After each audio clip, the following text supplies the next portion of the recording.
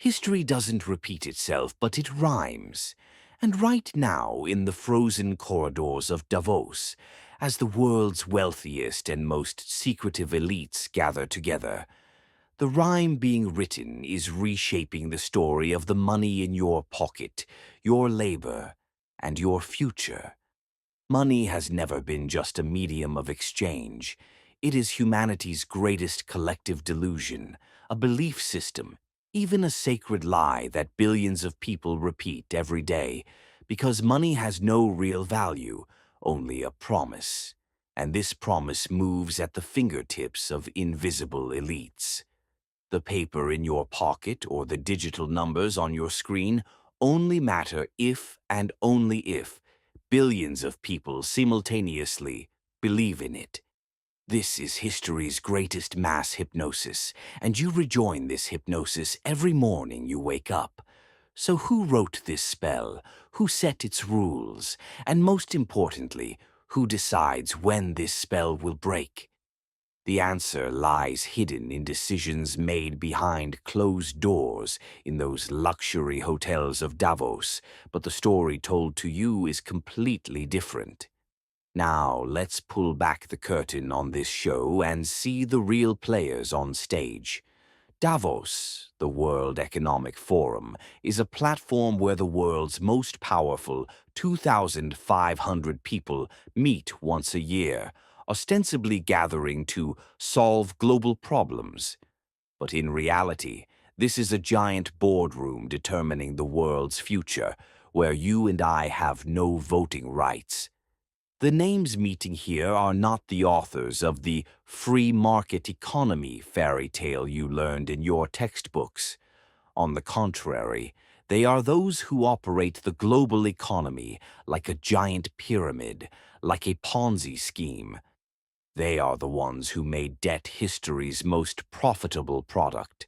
They are the ones who program what you call prosperity according to their own scripts. And most importantly, they are also the ones who determine the value of money, control inflation, create crises, and then emerge as saviors afterward. History is rhyming again. The end of the 1920s was filled with excessive credit, speculative bubbles, and promises that everyone can get rich. The result: the Great Depression of 1929. The mid-2000s was filled with housing loans, derivative products, and propaganda that home ownership is everyone's right. The result? The 2008 global financial crisis. And today, in 2025, we live in a world filled with an endless debt spiral, artificially inflated asset prices, and the digital currency revolution. So what will the result be? History rhymes, but this time the melody is much different, much more dangerous and much more controlled. Because the rules of this game have changed. It's no longer just about the gold standard, petrodollars, or central bank games. What we're talking about now is digital currencies, central bank digital currencies, CBDCs, blockchain technology, AI-powered financial systems, and even a control center integrated with social credit scores. The elites gathering in Davos are making plans not for your freedom, but for your manageability. Klaus Schwab's famous Great Reset concept is no coincidence. This is a vision of demolishing the old economic order and establishing a new, more controlled, more centralized, and less free system in its place. And this vision is being quietly implemented without your knowledge, without your opinion being asked. History doesn't repeat itself, but it rhymes, and the rhyme you're hearing right now sounds like a mixture of the 1930s central planning enthusiasm, the power shifts after the 1970s oil crises, and 2008's too big to fail bank bailout operations.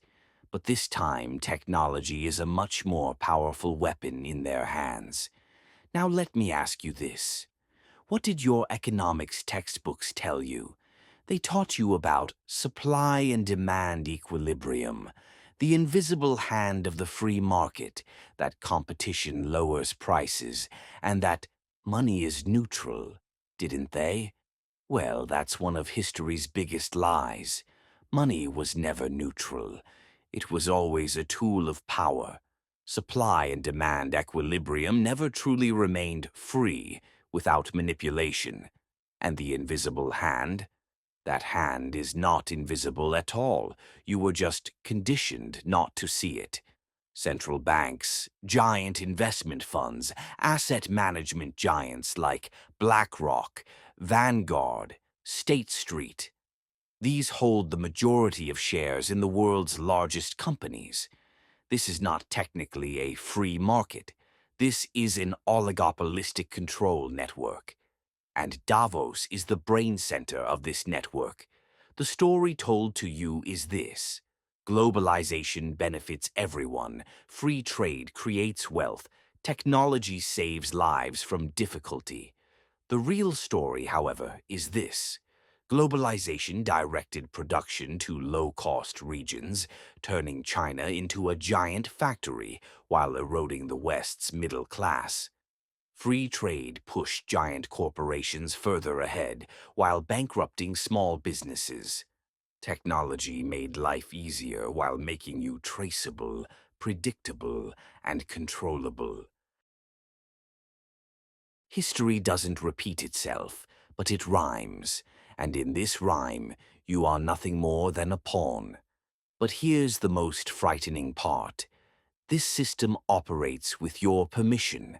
They lend you money and you happily accept. Credit cards, mortgages, car loans, student loans.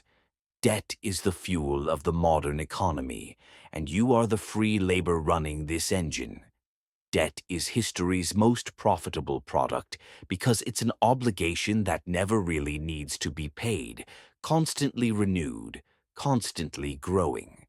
Central banks print money for banks at zero interest. Banks give it to you at 20% interest, and a massive profit margin forms. And you? While you're being crushed between the gears of this system, you blame yourself, saying, I need to work more, I need to earn more. No, the problem isn't with you. The problem is with the rules of the game. And you can never reach those who make the rules because they are people arriving on private jets to the icy peaks of Davos, making decisions behind closed doors. History doesn't repeat itself, but it rhymes. And in this rhyme, you are a debt slave. Now let's get to the most critical point. Why financial education? Most people think learning finance is only necessary to get rich, buy stocks, or trade crypto. But the truth is, financial education is a shield, a weapon. Knowledge is the only way to protect yourself from this system's manipulations, to see their games, to avoid falling into their traps. Rich people learn finance because they know how money works. Poor people work for money because they don't know how money works. And the middle class? The middle class gets lost in the cycle of debt and consumption, thinking they're wealthy. Financial education saves you from this cycle. It shows you that money is a tool, not a goal. It shows you that assets make you wealthy, debts make you poor. It shows you that inflation is a tax, interest is a weapon, and central banks are political institutions, not scientific ones. Knowledge is the only true financial freedom, and this freedom begins when you understand not just what money is, but for whom, how, and why it was designed. Now let me tell you a theater play. Scene 1971. Richard Nixon decouples the US dollar from the gold standard. This is the moment in history when money became completely faith-based. Now the dollar's value is determined not by the gold behind it, but by people's belief in it. This is a massive transfer of power. The scene changes. The 1980s, Reagan and Thatcher launched the neoliberal revolution. The state's role in the economy shrinks, privatizations increase, the financial sector swells. The scene changes again. 2008, Lehman Brothers collapses, millions of people lose their homes, but giant banks are bailed out by the government. They're too big to fail because they are the system itself. And now, 2025, digital currencies are coming. Central banks are building systems that can monitor your every transaction, seize your money whenever they want, even set your spending limits. History doesn't repeat itself, but it rhymes.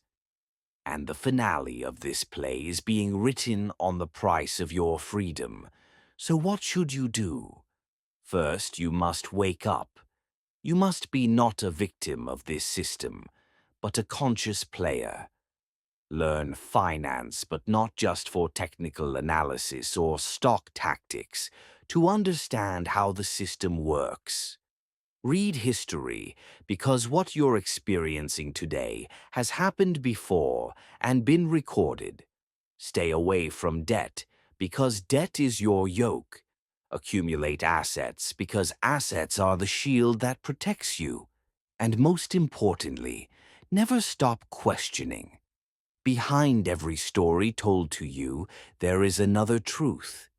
The elites of Davos don't want you to wake up, to develop, because an informed society cannot be controlled. But when you become informed, the game changes.